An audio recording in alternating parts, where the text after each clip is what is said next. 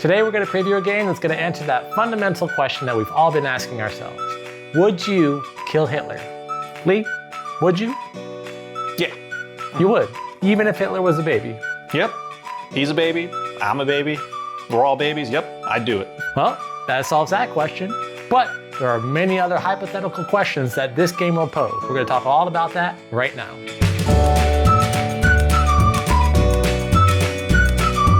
I Would Kill Hitler is a storytelling card game where you're answering hypothetical scenarios using provided plot points. Players take turns as the judge asking the hypothetical questions and then also answering the questions with their plot cards.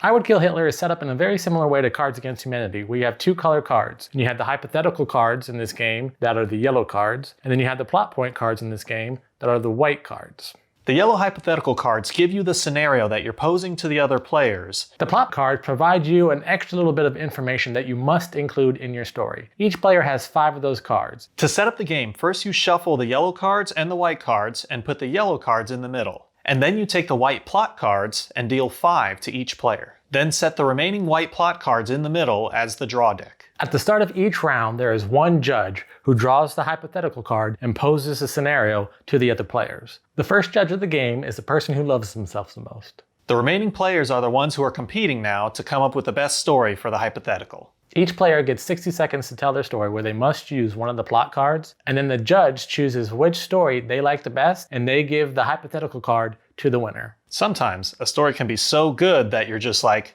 keep going, I like what I'm hearing. Yeah, you never want the story to end. The first person who collects 5 of the hypothetical yellow cards wins. The rules also provide a couple variations that can help you mix up the game a little bit. You can play on teams where you and a teammate are taking turns telling stories. Or you can play it as a duel, where the judge chooses 2 players to tell the story. This can help speed up the game if you have a lot of people playing, because only 2 people would be telling the story.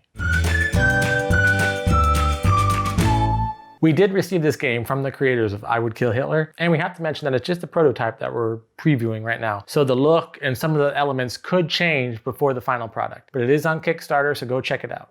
I Would Kill Hitler is a game that provides lots of opportunities for creativity. So if you have a big group of friends hanging out, and you guys all like telling stories and joking around with each other, this is a game that can inspire new hypothetical scenarios that you probably wouldn't just bring about in average conversation. It lets you bring up some more dicey subjects that can still kind of be funny with your group, but no one can take it too serious because it's just a game. So one thing to keep in mind is, don't take it too seriously. Just whatever comes to mind, make it a part of the story. If a rainbow pops in your head, if a unicorn pops in your head, bring that along with the story too.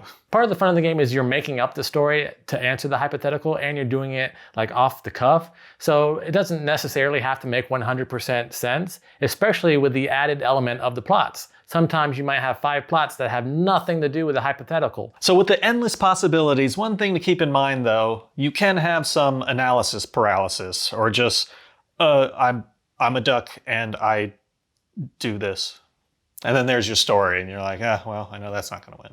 This game is definitely made for people who like to make stuff up, for people who just like to talk randomly or tell jokes or do anything like that. It's not necessarily going to be for the shy person sitting in the corner, although it might help bring a little bit of their personality out if you can get them to play along. You need to have some people that are like very great storytellers so that they can kind of bring the others along, like, hey, this is how you tell the story. You start with some mystery, and then you flip over your card and say, but I have a mustache. and then everyone's like, see?